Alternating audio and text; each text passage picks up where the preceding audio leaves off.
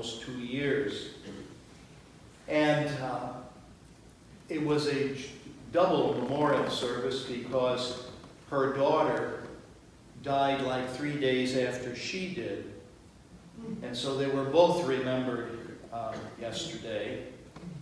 And as oftentimes happens at funerals, lots of information that people may not have been aware of gets shared. And it just so happened that both of these people were very devout. And the older one, the mother, had at one time been a registered nurse, but had also served some time as a medical missionary and helped to set up a medical missionary clinic in Ecuador, and was associated with the Saint family, of which at least one was killed by one tribe of Indians there in the Amazon region. Her daughter was also very devout, very dedicated as a teacher. And the family all the way around had all kinds of different religious involvements in the church as missionaries, medical missionaries, translator missionaries, all kinds of things like that. Well, one of the things that stood out was a couple of the family members, when they did the brief sharing that they did, remarked at how Grace, was her name, how Grace used to talk all the time about the opportunity that she was given to receive the body and blood of Christ every week. And that's exactly how she put it. And whether that's exactly covenant church theology about communion, it certainly was her theology. And she missed, I think, twice in the time that she was coming. But physically, she was not able to get out of bed. But every other Thursday, other than those 2 times, whether she wheeled herself or her friend who often visited her brought her down, there was, she wouldn't miss. And, she didn't project herself, but she was there, and so she was this faithful presence. And for her, that weekly Eucharist meant everything in the world. But just a level of faith commitment and the different stories presented such a stark contrast to the news of later yesterday, which is not news in the sense that it has never happened before, but the latest shooting thing that took place in Texas, in Odessa and Midland.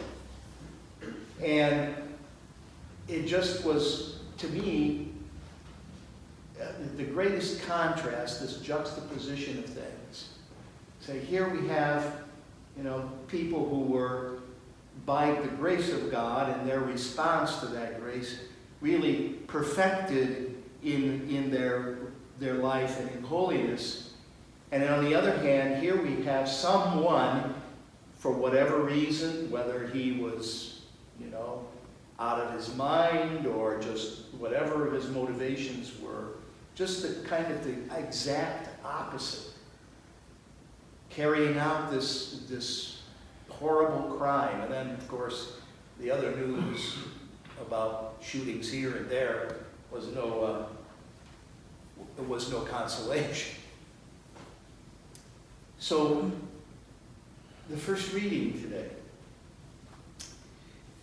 with Jeremiah rather. Jeremiah is speaking these harsh words to his people. And God is none too pleased with them. And he says, didn't I bring you into a place where I wanted you to have peace and security? I wanted you to fill yourselves with the goodness of the land that I was giving you, to enjoy the fruits of that place and everything else, and to be able then to be built up so that you would remember who you are, and every other person who was not of this tribe would recognize the greatness of you all, because you're my people. But he said, instead, you went over here. You went after these false gods. You went after Baal. You're offering sacrifices to Baal. You're doing these horrible things and other things besides what is reported there. And then he said, my people have forsaken me, the source of living water, and rather have dug cisterns for themselves, broken cisterns that hold no water. And basically saying, here I am, the one that called you, the one that loves you, the one that's made you a people. But you so willfully and easily seem to abandon that relationship for something that can't satisfy you. Why would you go after false gods when you have the real thing here and it's done all of this for you? You think that Baal is going to fill you? Don't you remember your own history? But over and over and over again, Jeremiah had that kind of message for the people, and they just basically said, we can find another prophet, so we don't have to pay attention to you. And so they kept making these horrible decisions, these terrible choices, they're going after empty promises and gods that can't do anything because they don't really exist. But they were going to go after it anyway because it was more fun than believing in Yahweh. They could do more things. They could have things their way.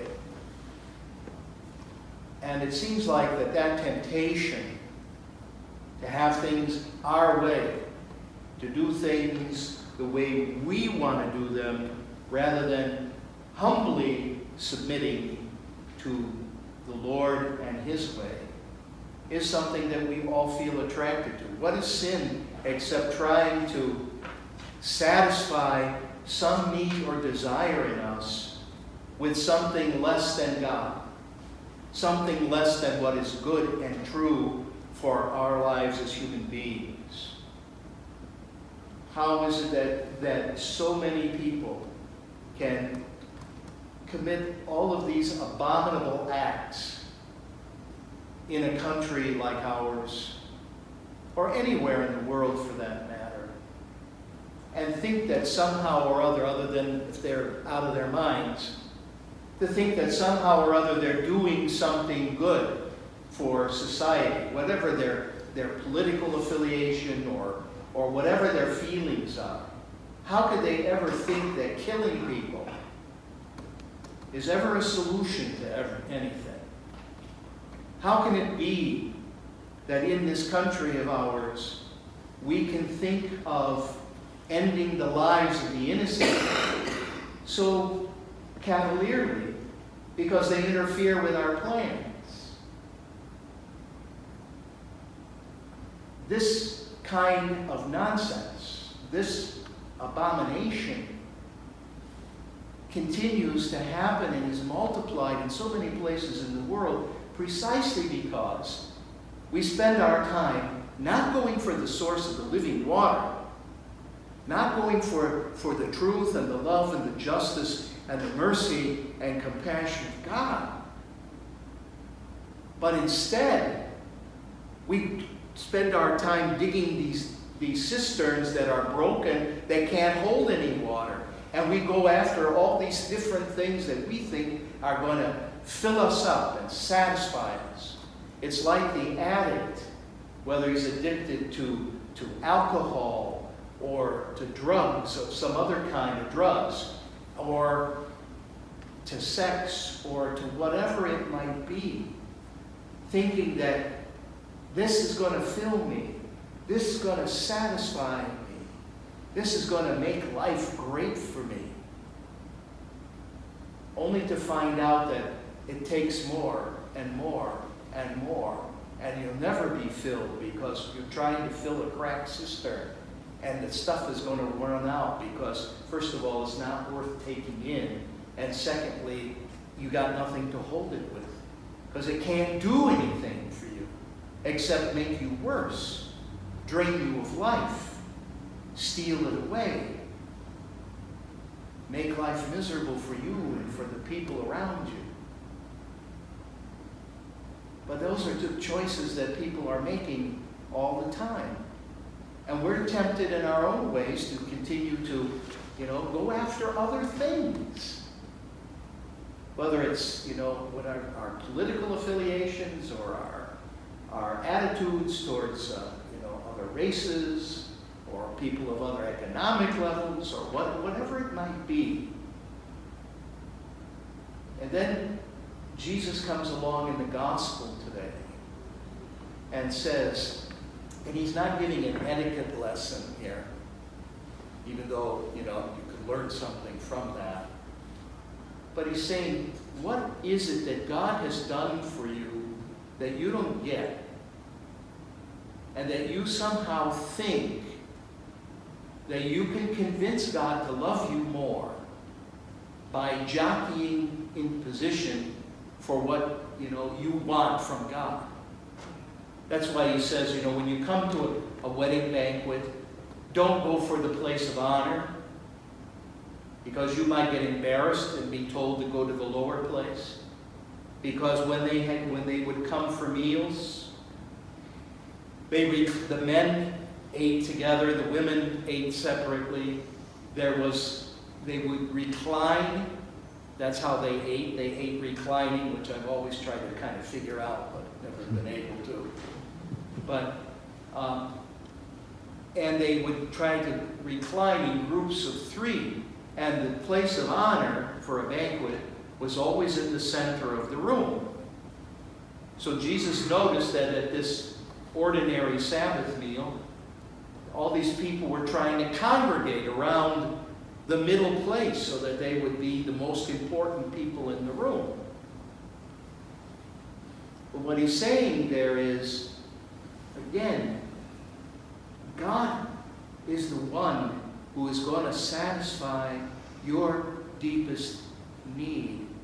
God has made it possible for you to live a life that is full of love and meaning and purpose, and that you don't have to somehow think that you got to put yourself ahead of somebody in order for God to notice you or in order for God to love you.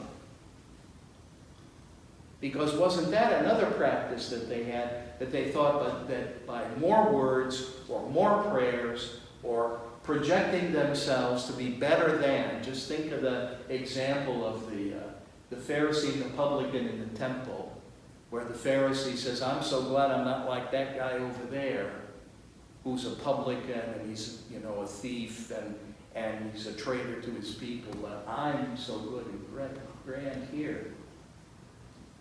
The Lord says, I welcome you.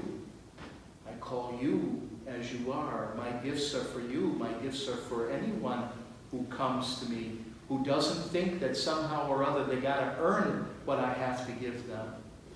But rather their loving response makes the difference. They know what the source of living water is. They know that with me they can fill up a good cistern.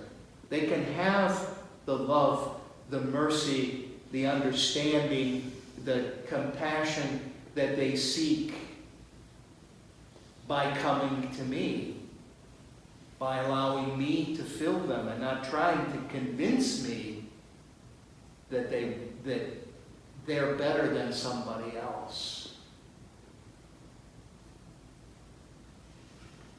So, when we look at, just briefly, the letter to the Hebrews today, the summary statement, we can see that it's kind of an examination, a quick way of Paul trying to say these are the things that you need to avoid. These are the attitudes that you ought to have after all that you've read and all that you've heard.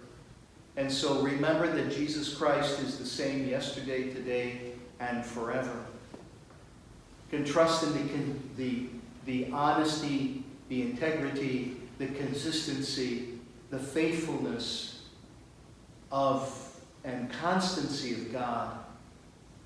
That if Jesus says to us today, come to me and be filled, come to me to receive my body and blood, to be filled with the best that I can give you, that he's never going to renege on that promise. He is never going to cheat us in any way.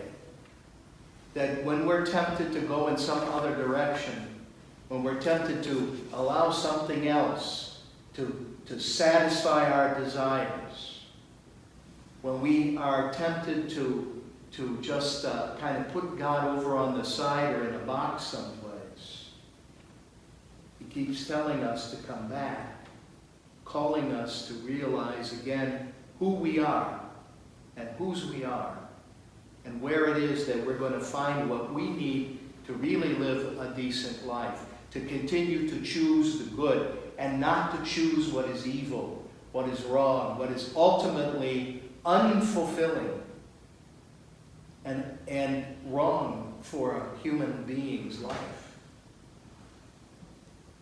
This Jesus who comes to us today, once again, unites us in him and through him with one another, and on this journey towards the kingdom where the good that we can do is empowered and strengthened by his grace, so that we can, at the end of our journey, give thanks to God, and that others can give thanks to God for the life that we've led, the example we've given, and how we have been faithful to the one who has been ultimately faithful to us.